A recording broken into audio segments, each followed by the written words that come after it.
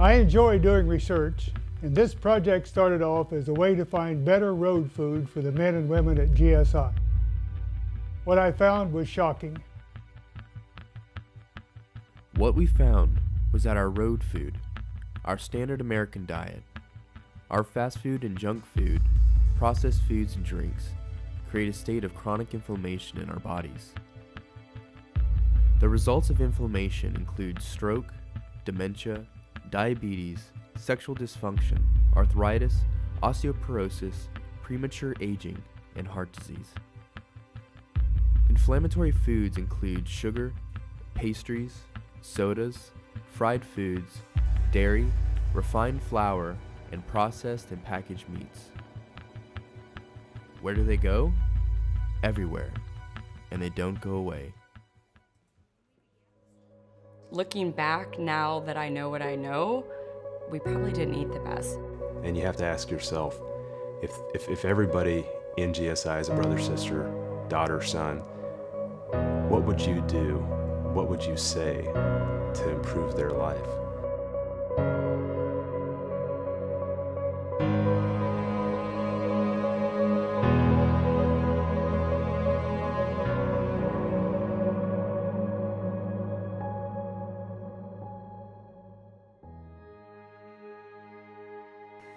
I had some pretty significant heart issues. Actually, in July, Mayo Clinic told me that I had a 95% chance of having a significant cardiac event in the next year. I was very foggy-headed. I had a hard time focusing. I didn't have a lot of energy. It's funny because my wife, she pulled a picture out one day and was like, "You remember this?" And I'm like, "Who is that?" And she was like, "That's you." And I'm like, "You're kidding me, right?" And I had a belly, I had a gut. I was like skinny fat, you know, and and it was an eye opener, you know. And coming from what that was to now is you know, you wouldn't even know who I was when I was back in the day, you know. So seeing that, I was like, wow, this is crazy. It's about balance, and it's just about trying to be better than you were before.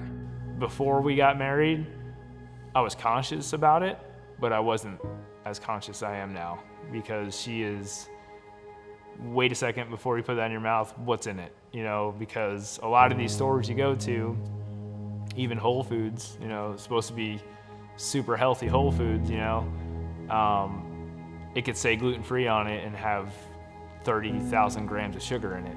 And I realized that, you know, the chicken nuggets that I got at McDonald's, that, you know, maybe were a little bit better because it wasn't the hamburger that everybody said was bad, probably wasn't as good as I thought it was.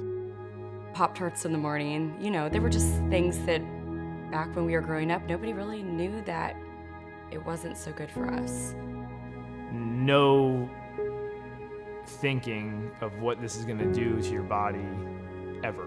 You know, in their eyes, it was, I'm putting food in my children's mouth to feed them and to make them full. You know, there was no, why am I putting this into my kid's body? You know, what's going to happen when I put this in my kid's body? You know? So that was kind of a slap in the face, and knew I had to change. And so with the help of my family, we decided to go plant-based. Bob had always talked about this plant-based diet, and I said, you know, what the heck?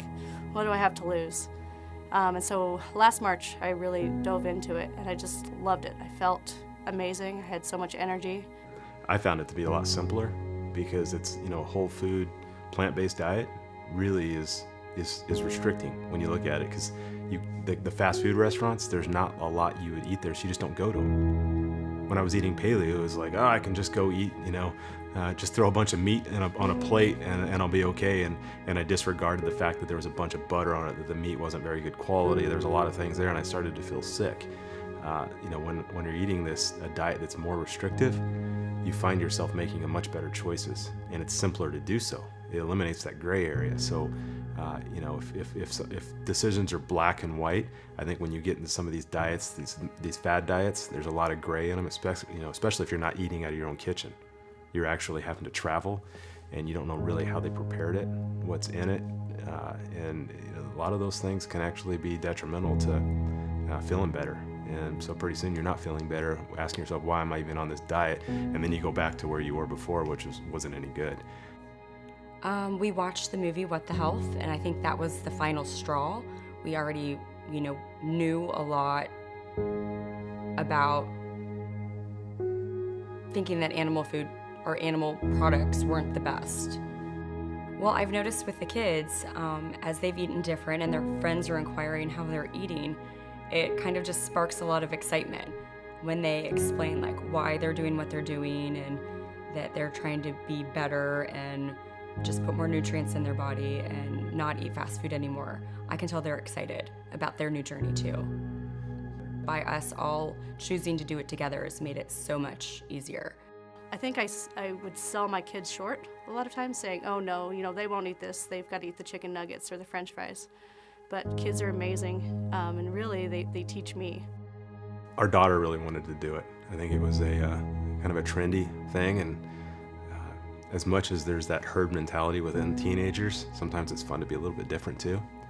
And I'm not sure if she had a role model within her school that she was following, or if it was somebody on TV, an actress or somebody that she wanted to follow, but she was the first one to bring it to our attention. But that was too big of a change for us to swallow at the time. And so she would wake up one morning and she'd be a vegetarian or a vegan, and she would tell us that. And then at dinner, her only option was what we cooked, and so all of a sudden now she's eating meat again. And so it was the ups and downs for her. I truly think that if you're going to make a huge life change like this, you have to do it as a family. Not that we're forcing that on our kids, certainly not, but the parents have to be the ones that are actually eating healthy, buying healthy foods, because if not, your kids, they don't stand a chance. For me, having my kids grow up eating this way and kind of understanding the food that goes into their body is amazing. When I see them eating better and having more energy and teaching their friends what they've learned, it makes me feel so much more accomplished as a parent. I feel like I'm really giving them something that they can use for the rest of their lives. So I would say in our previous diets, meat was the foundation of every meal I made. I thought I had to feed my husband protein, mostly meat at every meal, and then some vegetables on the side. So it drastically changed the landscape of our meals. There's just as many meals to make. There's so many alternatives that it actually creates a whole new palette and an excitement for eating. Or even when we do make cookies, there are vegan recipes for cookies, and my family finds that they're even yummier than the regular recipe. I think that anybody's kids, anybody's child learns by example. I want him to understand what it means to be healthy, to eat real whole foods. I think that that's key, and I think that that's something you can teach to kids at a really young age, where most kids that you see nowadays are reaching for the junk food or the over-processed food. I don't think it has to be that way. It's definitely nice to know what you're putting in your body. I think that change and that mentality starts with us, the parents, with the caretakers, to show them that this is important. And I think that the more that people start doing that, I think the healthier our future generations will be. The danger doesn't simply lie with the foods we choose to eat, but also with the supplements we are told to believe are good for us. Many supplements are mislabeled, and some have even been shown to be dangerous. I always remember one thing, and I'd always think it was wrong, and it was a saying, and is you can't outwork a bad diet. And I was like, bullshit. I could do that, right? I could go to the gym for 5 hours and I could go out and eat McDonald's. I'll be straight, I'll be fine. That doesn't work, right? And where I came from, I was a Green Beret in the Army, and that's high caliber. We're always moving, we're always doing everything. That's when I really learned, you really can't outwork a bad diet. One mission in Special Forces, we went out in the middle of a desert, and we rucked for 100 miles. In 5 nights, we rucked 100 miles and 100-pound rucksacks. It was about 100 degrees at night walking, and about 120 in the day. So we get back, we get picked up, we get back to base, and me being myself, I'm like, I'm gonna go work out. Being completely depleted of all my nutrients, all my water source, I go ahead and throw back 2 scoops of pre-workout. Halfway to the gym, I start having AFib. I go into AFib. My heart rate was about 190 beats per minute, and then when it stopped, me just completely resting. It was 190, completely resting. So my medic pulls me across, throws an IV in me, and sees what's going on. Hey, you're in AFib when you're going to the hospital from this. I'm like, what the hell, man? Like, I take this every day, everything should be fine. Not when your nutrition's off. I was addicted to caffeine, and a lot of us are, and don't really realize it until you're off of it. I decided I'm cutting it out, right? I could get through this. I'll be depressed, and my lifting will go away, my Metcons, my metabolic conditioning is gonna go down, but I'm just gonna have to get through it, It took a long time, about a year, until I came back and, back to working out and being happy with what I was doing. But that just goes to show you, like, I was healthy. I was super healthy. I'm a Green Beret, like one of the hardest things you could do in the Army. I played for Team USA, and I'm in the local area, one of the, top ranked CrossFitters in the area, and caffeine's taking me down, and I really laughed about it, but deep down inside, I was like, this is insane. Like, I don't do anything. I don't drink. I don't do any drugs. I don't even take aspirin when I, have a headache. And caffeine's taking me down, like, how blind am I to not realize that I was addicted to this caffeine? So after that whole issue I had with drinking Red Bulls, and I was in the hospital multiple times, it really opened my eyes about supplements in general. I think I was a victim of marketing like everybody else is, and I think I maybe thought I was doing the right thing for myself, and in hindsight was actually probably doing more damage than good. And then I look at some of the other supplements that are out there, and there are a lot of them out there that are being pushed as though that's what a lot of professional athletes are taking. They're being pushed as though that's what a lot of Olympic athletes are taking. And but if you're in that world, you realize that they're not taking them.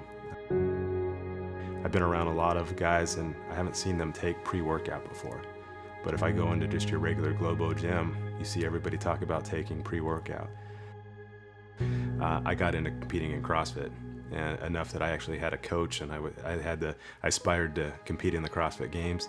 I was sponsored by a supplement company, and all that meant was I got free supplements, which if you're spending hundreds of dollars every month, and now all of a sudden you're getting them for free, that was a great benefit. I immediately had trouble sleeping, so there was obviously issues with how my body was responding to taking some of those, and there were a lot of things in those supplements that I didn't even know what they were. I was just taking them because they told me to take them. It was going to benefit their company for me to represent that, not because it was in the best interest of me. I was very anxious all the time, and I just didn't have a clear head. Whatever I did, I didn't have a clear head. And then, the other side of that, now a year, 2 years later, it's like night and day, like clear head. I don't ever have anxiety, and I think that's one of the biggest things of the military by itself is that anxiety. We stay up on caffeine, like that is our job, and it's clear, like everything's clear now. So I quickly, once I realized that I was having trouble sleeping, things were happening to my body that I wasn't used to, I quit taking them, and I started feeling better. I get asked all the time, actually, even to this day. I'll be at the ballpark with my kids, and one of the other fathers will come up to me and say, hey, is there a good powder or something I get my kid to make them perform a little bit better. And you see, I saw it when I was at the Air Force Academy coaching there. I see it when I'm out in the field with the guys. And everybody's looking for a little bit of a shortcut. You know, what can I do that it's as simple as just going to one of these GNC type places, buying something, and now all of a sudden they're going to perform better and they're going to feel better. I don't believe that there's a magic drug out there like that. You know, just because it's approved by the FDA doesn't mean it's okay. You know, it doesn't mean that I could have unlimited amounts of this, right? Having a cup of coffee is a different caffeine than having a Red Bull. So I looked at this and I've told everybody that me eating vegan has been an experiment. And I'm just gonna see what comes of it. And you know, somebody said, well, we'll say goodbye to all your muscle mass, you know, because those days are over. And it hasn't. I can tell you that I haven't. If anything, I've increased my strength being on this diet, which is kind of amazing if you're somebody who says, well, how do you get your protein? How do you maintain your muscle if you're not eating any meat and you're not supplementing all of that protein? And it's because I'm getting it from natural foods. I only could go off of my own accounts about everything, you know, about the sugar, about the caffeine, about all this. I will tell you though, is I pushed myself through everything. You know, I didn't get my Green Beret by, you know, walking through the woods once, you know, or not sleeping for 4 days, or getting tortured and beat. You know, we've pushed ourselves. So if you're gonna see anybody who would actually know, you know, what these supplements can do or don't do, it would be us. You know, like really take it from us that, yeah, I've been there. You know, I pushed myself and I didn't need it. I could have probably done way better without it. So I think anything can happen with a small change. I think that if you feel like you're not where you want to be, or who you want to be, or doing what you want to do, I think that the first thing to do is something. We're thinking about what's good for us, what's healthy for us, what's going to make us the best people we can be, mind, body, and soul. And instead of going to the gym or even going for a walk, just adjust your diet a little bit is life-changing. Being different is what allows for evolution, or allows for growth, allows for success. It's the same thing we're going after at GSI, is that, and something we're very proud of, is that we are different. And we want everybody in GSI to understand that it's okay to be different. Different is great. And that's what we really want you to take from this video, is that to be great, you need to actually have the courage and the discipline to be different. And if you do that, you'll actually create a life that you're really proud of. What's different for me is that I've taken control of my life. It's not so much that it's different, it's just better.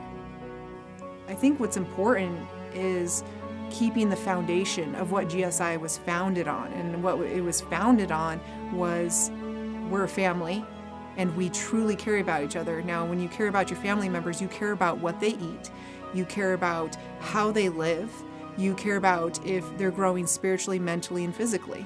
And those are the three things that we focus on with our GSI family. And it's important that we do that. If you feel like you're not as healthy as you could be right now, it doesn't mean you have to, you know, go through the roof and go crazy and change all these things about your life all at once. I think that's actually unrealistic. I don't think that a lot of people can do that. It takes time, and I think that even though it does take time, I think it's worth it. And I think that when you do start to make those small changes, you start to realize how worth it really is.